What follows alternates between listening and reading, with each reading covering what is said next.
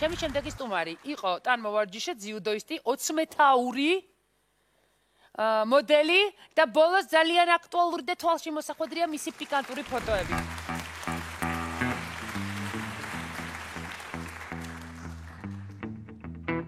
მაქს, ძიუდოისტი ხარ?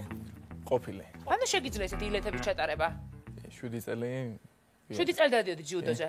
და შეგიძლია ილეთებით მაგალითად ისეთი მანევრი ჩატარო, რომ ძირს დააგდო მოწინააღმდეგე. რა თქმა უნდა, მახსოვს ყველაფერი. შეგიძლია. ტანმოვარჯიშეც ხარ? კი. თავიდან დავიწყე ტანვარჯიშით, შემდეგ ძიუდო 7 წელი. 7 წელი ძიუდოზე დადიოდი და ამის შემდეგ გადაწყვეტე რომ მოდელობა გინდოდა. კი, ტრამვების გამო მომიწია რომ დამენებებინა აქტიური სპორტისთვის. თავი. შემდეგ სწავლა არ ჩავაბარე არსად რა და ჯარში გამომიძახის, ჯარში ვიმსახურე ავიაციაში. რამდენი წელი? წელიწადი 3-13 დღე ზუსტად. კიდე რა დაგიმახსოვრებდეს? კარგია რომ დაიმახსოვრე თუ ცუდი? მე გადამიცილე შესაბამისად დამამახსოვრდა ის ბოლო პერიოდი. წელიწადი? 3-13 დღე. ძილით გებოდი, ვარჯიშობდი? კი. რას აკეთებდი? ყველაფერს ჯარის ცხოვრება. აი მაგალითად მომიყო, მე ხო არ მიცხოვრე ჯარის ცხოვრებით. ნუ დილით 6 საათზე იღვიძებ, ვარჯიშობ, შემდეგ წვრთნებია იქ, სწავლებებია, სროლები და რა ვიცი. ნაირი გართობისთვისაც იყო დრო იქ თუნდაც ერთმანეთში ფეხბურთში თამაში და ათას შეჯიბრებები. საცხოვრობ, რას აკეთებ? ეხლა მშობლებთან ერთად ვარ კეთილში, დროებით, ასე ვთქვათ, უმუშევარი, მაგრამ სააგენტოდან, როდესაც იქნება გადაღებები. ეს შემოსავლიანია? არასტაბილურია, მაგრამ შემოსავლიანი. ხო? არის უცერყოლი, ცოლი? არასდროს. შეყვარებული? შეყვარებული კი ერთხელ. მხოლოდ ერთხელ? მხოლოდ ერთხელ. და როგორ დამთავრდა? შეყვარებული არა, უფრო საცოლე იყო უკვე. და? და ესე მოხდა, რომ დავშორდით ერთმანეთს. რატო? ბოლო პერიოდში ჩემბრალი იყო რა, ცოტა რაც ამ სფეროში მოხდი, თავში მიქროდა და ხო არ გინდა შემოbrunება? არ ვიცი, არ მიფიქრე.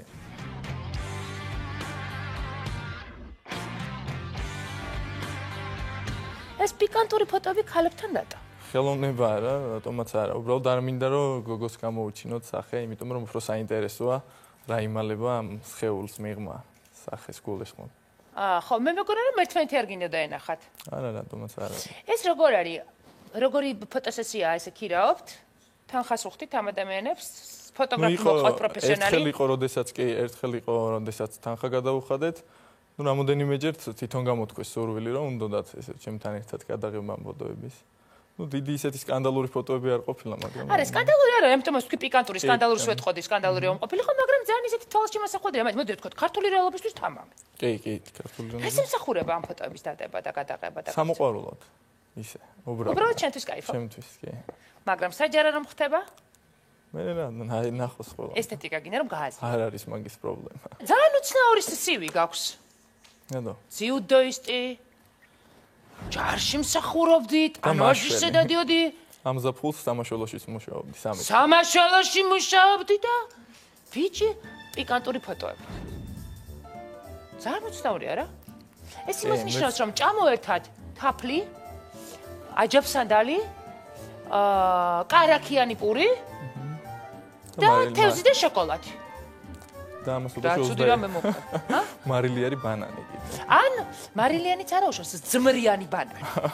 დააყოლა ამ ყველაფერს დესერტი. და ეს ყველაფერი გავსაიანეს. და ამას უდაშო 21 წლის ვარ. ჯერ მხოლოდ. ხოლო. და ანუ შენ გინდა თქვა რომ მათი იწყებ ყველაფერს. კი. ეხა იწყება ყველაფერი. და რას იწყებ? სად რომელ ერთს? რა თქმა უნდა ამ საქმეს 4 წელია უკვე ამ სამოდელო ბიზნესში ვარ.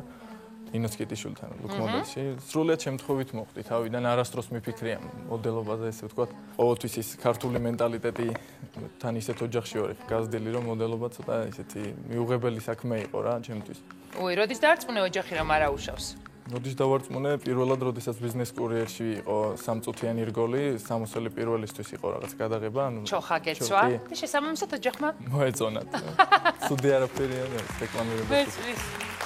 ძალიან დიდი მადლობა, გისურვებ წარმატებას და ცნობილი ფოტომოდელი თუ ისე მოდელი თუ მოდელი ბიჭი რომ გახდები, მე თავში არ აგივარდეს და არ თქვა რომ ვერ მოხვალ ჩვენთან გადაცემაში და ვერ მოიცი. რა თქმა უნდა მოვალ. წარმატებები შენ. მადლობა. ძალიან დიდი მადლობა.